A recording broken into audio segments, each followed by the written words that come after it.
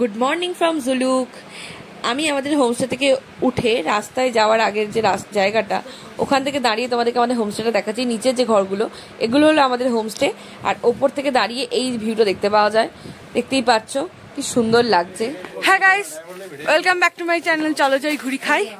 আমি চলে এসেছি আজকে আমাদের সিল্ক রুটের 3rd এপিসোড নিয়ে। আজকে যাচ্ছি হচ্ছে আমরা জুলুক থেকে বেরোচ্ছি নাথানের দিকে। নাথান, বাবা মন্দির, এইসব জায়গাগুলোতে যাব, তারপর সেগুলো ঘুরে আমরা গিয়ে পৌঁছাবো আড়িটার। তো চলো তোমাদেরকে দেখাবো সেই সব জায়গা।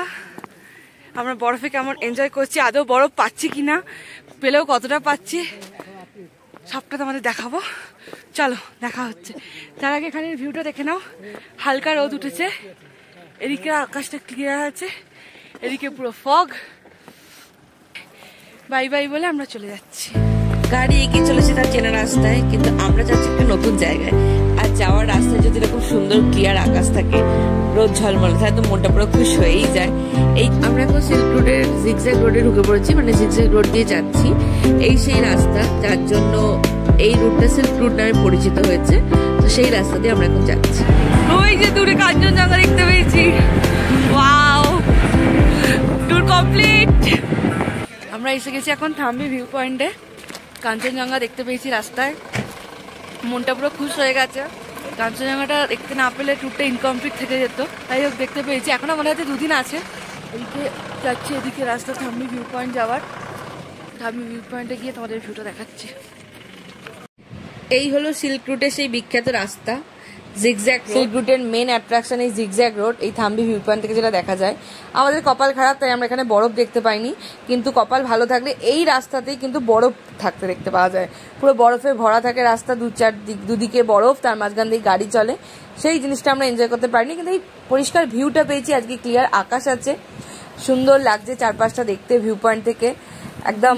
এইদিকে তো রাস্তায় কাঞ্চনজঙ্ঘা দেখতে পেয়ে তো মন ভালো হয়েই গেছে, আর এদিকে সূর্যি মামা উঁকি দিচ্ছে, খুব সুন্দর লাগছে। কিন্তু বরফ না পেলেও জায়গাটা কিন্তু বেশ ভালো লাগছে। ও মা গো, রাস্তায় একদম ভালো বরফ পড়ে আছে, আর ওদিকে কাঞ্চনজঙ্ঘা দেখতে পাওয়া যাচ্ছে। কি ভালোই না লাগছে, জীবনে প্রথম বরফ দেখতে পাচ্ছি। সেই দেখে তো আমি এক্সাইটেড হয়ে গেছি, মানে প্রচন্ড রকমের আনন্দিত হয়ে গেছি, মন পুরো খুশ হয়ে গেছে। তারপর এসে পৌঁছলাম বিস্তৃত বরফের প্রান্তরে। চারিদিকে দূর দূরান্ত পর্যন্ত শুধু পাহাড় আর বরফ, একটাও গাছপালা নেই। সেই খাঁকা করা রাস্তা, মানে যে রাস্তার কথা সব সময় ভেবে এসেছি, যবে থেকে প্ল্যান হয়েছে তবে থেকে যে রাস্তা দিয়ে যাওয়ার কথা ভেবে দিন রাত আনন্দ করেছি, সেই রাস্তায় ফাইনালি আমি এসে পৌঁছেছিলাম।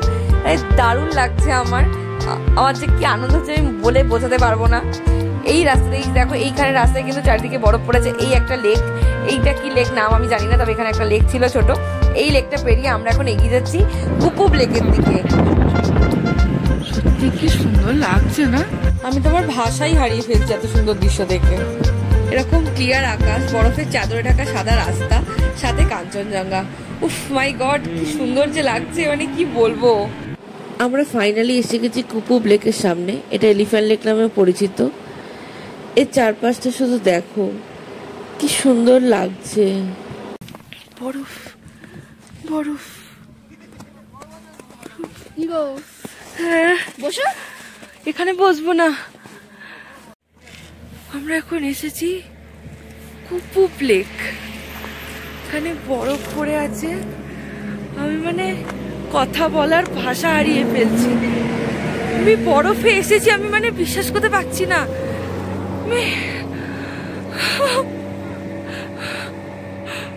কুপুব লেকে ফাইনালি আমি বরফে চলে এসেছি।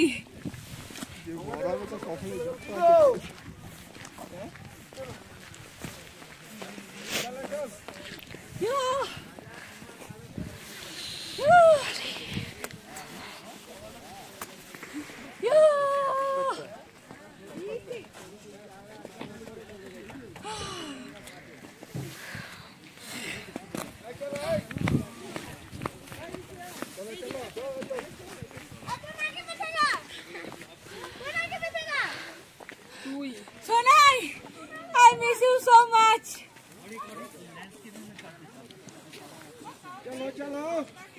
I miss you.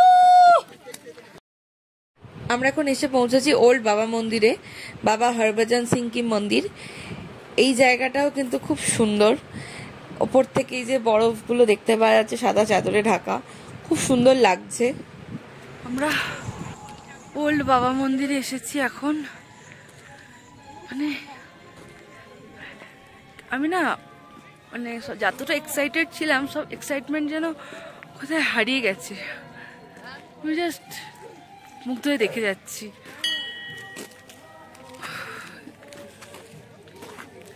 দারুণ লাগছে আমার। আমরা এখানে জুতো খুলবো, এখানে জুতো খুলে রেখে বাবার মন্দিরে যাব। এই পুরো এলাকাটা কিন্তু এখনো বাবা হরভজন সিং প্রোটেক্ট করে রেখেছে। এইখান থেকে কিন্তু ওনার প্রসাদ পাওয়া যায়, এখানে অনেকেই আসছে সেখান থেকে প্রসাদ খাচ্ছে।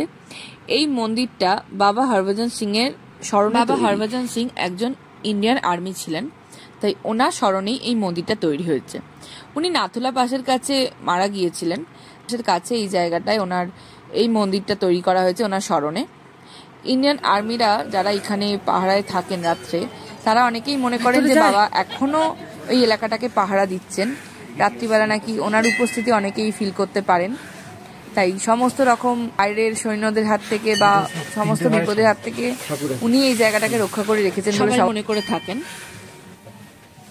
তাই জন্য ওনার স্মরণে তৈরি মন্দিরটা আমরা ঘুরতে এসেছি। এইখানে ওনার সমস্ত কিছু ব্যবহারের জিনিসপত্র আছে। আর এই যে টেবিল চেয়ারের এখানে একটা খাতা রাখা আছে, এখানে অনেকে তাদের উইশ লিখে রেখে যাচ্ছে, হয়তো বাবা সেগুলো পূরণ করেন। অনেকেই লিখছে রেখে আমিও আমার কিছু মনের ইচ্ছে এখানে লিখে এসেছি। এই দিকে আছে ওনার খাট, আর এখানে বাবার একটা পেতলের মূর্তি তৈরি করে রাখা আছে।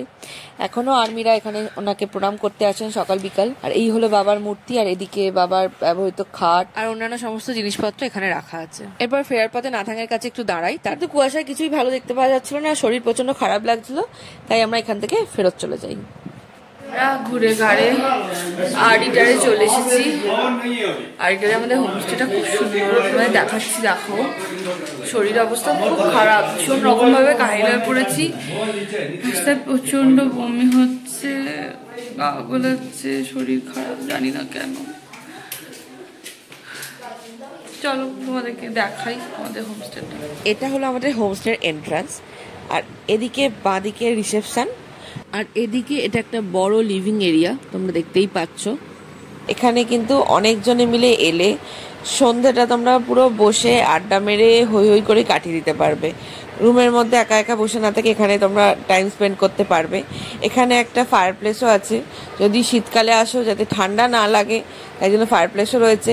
আর এই দিকে দেখো জানলা খুলে দেখাচ্ছি তোমাদেরকে, এদিকেও কিন্তু ওদের হোমস্টের ঘর আছে, আর ওপরে ঘর আছে, ওপরের রুমগুলোতে আমরা আছি। আর এই দিকে হলো খাবারের জায়গা, এখানটা ডাইনিং, ওদিকে দেখো কিচেনে রান্না হচ্ছে। এখানে অনেকজনে মিলে এসে কিন্তু এখানে বসে খাওয়া দাওয়া করতে পারবে, কোনো প্রবলেম হবে না। এটা হলো আমাদের হোমস্টের 4 বেডের রুম। এইদিকে বাথরুমে দেখো গিজার আছে, কোমোট আছে, শাওয়ার আছে, এখানে একটা আয়না আছে, বেশ সুন্দর পরিষ্কার পরিচ্ছন্ন সুন্দর সাজানো গোছানো বাথরুম। এতদিনে এই প্রথম একটা বাথরুমে আমরা গিজার পেলাম, এর আগে কোথাও গিজার ছিল না। আর এই যে দেখো এখান থেকে জানলাটাও, মাই গড, এদিকে জানলাটার ধারে আমি বিছানাটা শোবো একদম ফাইনাল। এখান থেকে তো ভিউটা কি সুন্দর লাগছে, আহা, মনটা পুরো ভরে যাওয়ার মতো। এখানে একটা আয়না আছে, আমরা বারান্দা থেকে ভিউটা তোমাদেরকে দেখাই। আর এদিকে বেরোলেই বারান্দা, মানে পুরো মন ভালো করে দেওয়া, মানে ওয়েদার চেঞ্জে যাওয়ার মতো হোমস্টে এটা। লোক সিজন চেঞ্জে যায় ফ্রেশ এয়ার নিতে, এইরকম জায়গায় এসে বসে থাকলে শরীর মন সব সুস্থ হয়ে যাবে। আড়িটারে ডিনার করতে চলে এসেছি, সবাই মিলে খেতে বসে গেছে এখানে। আড়িটারে আজকে আমাদের ডিনার হচ্ছে ফ্রাইড রাইস, আলু ভাজা, ডিমের কারি। আর ডিমের কারিটা কি সুন্দর একটা কাঁসারের বাটিতে করে দিয়েছে, দেখে বেশ ভালো লাগলো। ভিডিওটা আমি এখানেই শেষ করছি। যদি ভিডিওটা ভালো লেগে থাকে ভিডিওটাকে লাইক করবে, শেয়ার করবে, সাবস্ক্রাইব করবে আমার চ্যানেল চলো যাই ঘুরি খাই। Until next time, bye bye.